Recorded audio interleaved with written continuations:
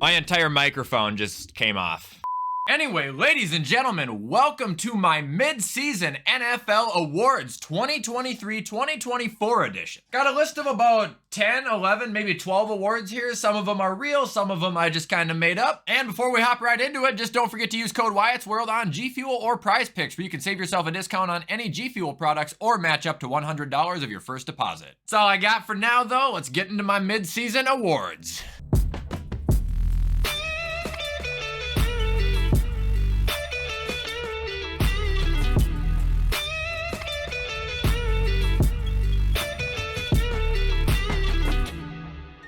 Alright guys, so the first award I am handing out today is the Breakout Player of the Year award. Now real quick, just two honorable mentions. We have Zach Moss and Nico Collins. Both of these guys have been in the league for 3 to 4 years, and both are setting season high records for themselves before mid-season. However, the infamous winner of this one is 7th round draft pick out of Baltimore from 4 years ago, Geno Stone. No idea who this guy is, never heard of him, and he has 6 fucking interceptions right now. Through 9 weeks. Cool, welcome to the league, buddy. All right, moving on, we got the Most Improved Team Award, and I think coming into the year, I predicted this to be Cleveland. However, it's not right now because without a shred of a doubt, it belongs to the Houston Texans. They look like a playoff contender right now. Last year, they looked like a high school team. Like, it's not even fucking close. All right, we got a couple more fake, goofy ones before we get into the real ones, but the next one is going to be my most underrated player of the year so far. Again, we do have a runner-up here, and it's Russell Wilson, because I've always thought he's been underrated. I still think he's underrated. And even though he's actually playing good this year, people still don't want to give him any fucking credit. But he's not my winner, because the winner is Raheem Mostert. And there's a reason he's in underrated and he wasn't in Breakout, because this isn't a breakout for him. He did this in San Francisco. He just gets hurt. He's always been just a speed demon, but he's got to avoid injury, man. We just finished up with week 9. He has 13 touchdowns. Like, if he doesn't get hurt, he is one of the best running backs in the league. But you never hear him in that conversation. At least I've never heard it. Really underrated player. Now we're into the one that'll get me some dislikes, but we got the Most Overrated Player of the Year. And let's define overrated before I say this. Overrated doesn't mean bad. It doesn't mean terrible. It doesn't mean they suck. Overrated means they're not performing to the hype that I see built around them. It's always a personal opinion, and it is very possible to both be good and overrated at the same time. With that being said, my runner-up is Christian Watson. He has done nothing. I know he just got hurt, but previously, like, he's done nothing. He hasn't been making plays. He had so much hype built around him that I heard from my comments at least, and it's just not there. But he's not going to win the award. However, the award will go to a Watson, and it's Deshaun Watson. Again, is he bad? No. Is he overrated? Oh, fuck yeah. They guaranteed this guy $230 million, and he's still making boneheaded plays every single game that he goes out there, throwing balls off of people's helmets, throwing behind him out of a sack. Like, he is just not playing up to that hype at all, and I'm done giving him time to recuperate and regather. I know the injury's one thing, but him shaking off the rust from missing a year 2 years ago, that excuse is out the fucking door now. Like, it doesn't exist. He just ain't that good anymore.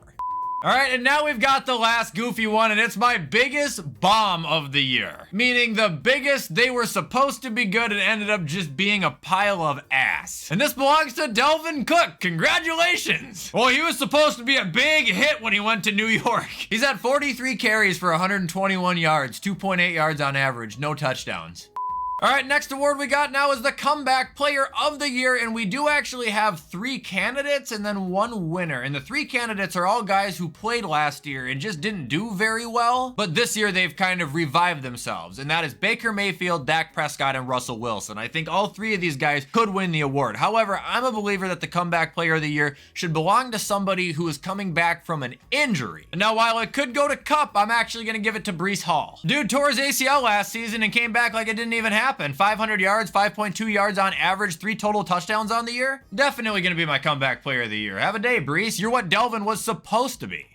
All right, moving on, we got Coach of the Year, and this is actually about the hardest decision I've had to make so far today. So the obvious choice and the guy I picked coming into the year was D'Amico Ryans, and I still think he is in contention for it. I love the guy's energy. I love what he's done with Houston, and I think as far as a future can go, theirs can't look any brighter, and he is a foundation in that. The other honorable mention is actually Kevin O'Connell. The amount of obstacles he's had to overcome this year, and now they're in a playoff spot? Like, what the hell? However, the winner for my Coach of the Year right now is actually Dan Campbell. He's got the Lions in a position that they haven't been in maybe ever, honestly. I don't know if they've ever started off this good. But for surely as long as I have been watching, the Lions have never looked like they do right now. And that in itself is impressive as hell. He's got passion, fire, and love for the team like no other coach in the league. He would literally take a bullet in the chest for one of his guys. He deserves it. All right, moving on, we got the Defensive Rookie of the Year, and coming in, I think I voted Will Anderson. Then I kind of leaned towards Christian Gonzalez, but neither of them are going to win it because it belongs to Mr. Jalen Carter. Playing like a veteran in the league, I don't know what you want me to say, dude. If you watch an Eagles game, you hear his name every other fucking play. 4 sacks, 2 forced fumbles, like the guy's just a disruptive wrecking ball, man. He's probably going to win the award. All right, up next, we got our Offensive Rookie of the Year. Next, I mean, it's just kind of comical. I don't think it's ever been this clear-cut before. Like, nobody is close. Nobody. I honestly would not be shocked to see CJ Stroud get a monster deal after this year. All right, moving on, we got my Defensive Player of the Year, and I'm pumped to talk about this one because people are going to call me biased, and I'm not biased. The Defensive Player of the Year right now is without a doubt Danielle Hunter. Leads the league in sacks at 10. 3 forced fumbles, 32 solo tackles, 13 tackles for a loss. Not close, dude. He is an absolute bulldozer. Now moving on, we got our Offensive Player of the Year, and I mean, it's Tyreek Hill. Maybe argue Christian McCaffrey, but it's Tyreek Hill. The only way Tyreek doesn't win this, and I knock on wood because I don't want him to get hurt, but he would have to get hurt. Like, if he keeps playing, he's going to win it. He's too good. 1,076 yards, 8 touchdowns through, what, 9 weeks? Don't want to imagine what he's going to end the year at. I think he's on pace for 2,000.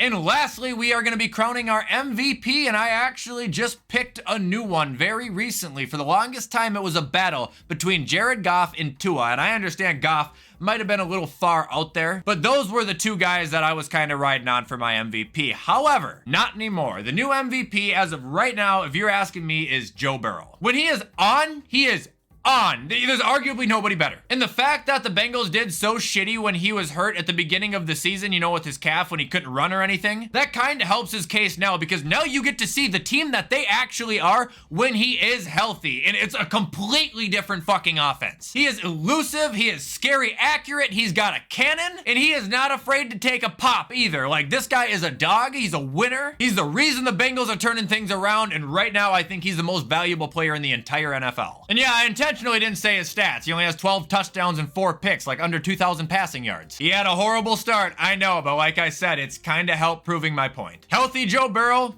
possibly the best quarterback in football. All right, guys, and that is actually going to be all for today's video, though. I know it might be a little bit shorter, but I got to get NFL therapy rolling, so that gets out on time. Anyway, if you guys did appreciate this video, make sure to show any support. If you guys want to talk about your agreements or disagreements, that's what the comments are for. But with everything I just said, have a fantastic rest of your Tuesday, and as always, I will see you in the next video.